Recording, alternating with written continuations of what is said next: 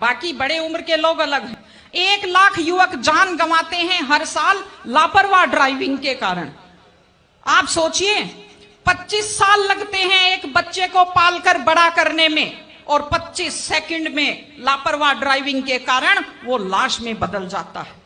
क्या बीतती होगी उस मां के ऊपर जो अपने जाते हुए बेटे की पीठ देखती है और आते हुए बेटे का मुंह नहीं देख पाती।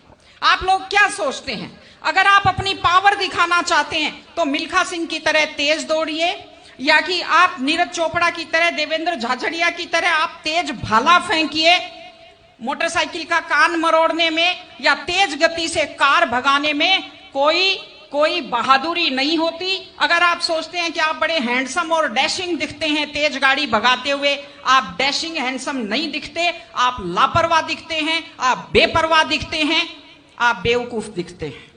इसलिए कम से कम सड़क पर जब भी गाड़ी चलाएं, आप ध्यान से गाड़ी चलाइए। आपकी जिंदगी आपके माता पिता की भी है।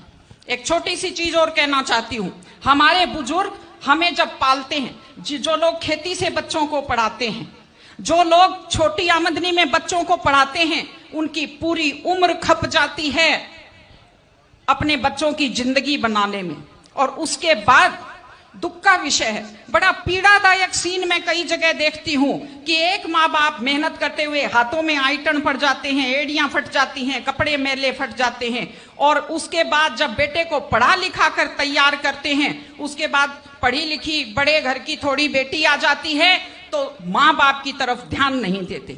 आज हमारे 60-70% घरों में हालत यह है कि बुजुर्गों को रोटी तो मिल रही है लेकिन इज्जत से रोटी नहीं मिल रही।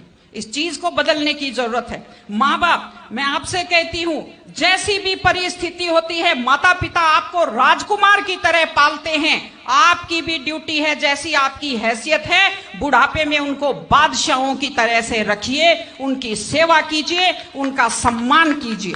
इस तरह से माता पिता की सेवा कीजिए, वो अपनी जिंदगी आपके लिए कुर्बान कर देते हैं। और माताएं बहनें बैठी हैं, एक छोटी सी लास्ट बात जो मैं कह रही हूं, बेटियों को समझदार बनाइए, बेटियों को बेटा मत बनाइए, क्योंकि बेटे तो लापरवाह होते हैं। बेटियों को समझदार बेटी बनाइए।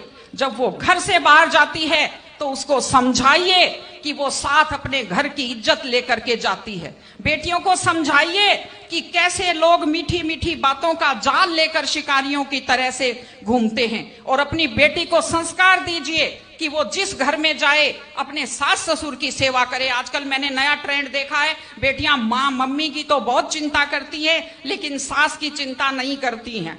ये गलत चीज है। औरत घर की धुरी होती है। अगर वृद्ध लोगों की चिंता नहीं करेंगे तो हमारे वृद्ध लोगों को सुरक्षा कैसे मिलेगी, उन्हें सम्मान कैसे मिलेगा, इनकी जिंदगी खुश कैसे होगी। इसलिए कोई भी कौम तभी आगे बढ़ती है जब वो संस्कारवान हो, जब वो मेहनती हो, जब वो शिक्षा पर ध्यान दे। हमने ये सब किया है, मैं आपको बधाई देती हूं।